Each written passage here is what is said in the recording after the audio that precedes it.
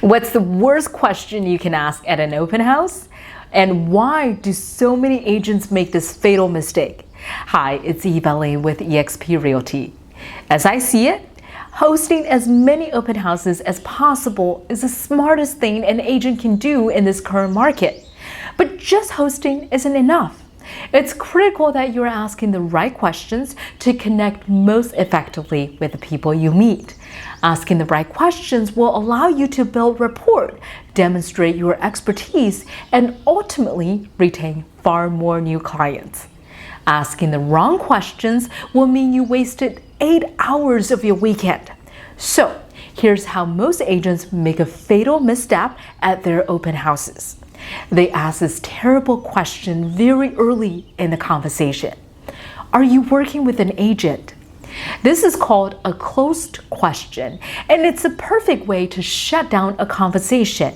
It encourages a yes or no answer, and people are far more likely to just say, yeah, well, good, thanks, whether that's actually true or not. That's because they want to be left alone and don't want to be sold to. Once that happens, your conversation is dead in the water. A much better question to ask after you've built a little rapport is, who's your realtor? This is called an assumptive question, and it's far more likely to open up a conversation.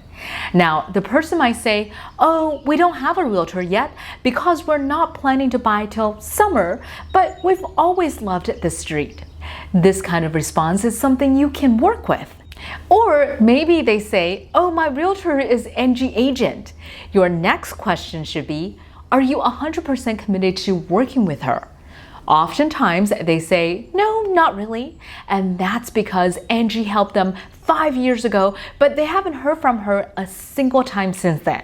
I hope this helps you make more meaningful connections during your open houses. And I encourage you to check out the book, Exactly What to Say for Real Estate Agents by Phil Jones. It's full of great insights, just like this one.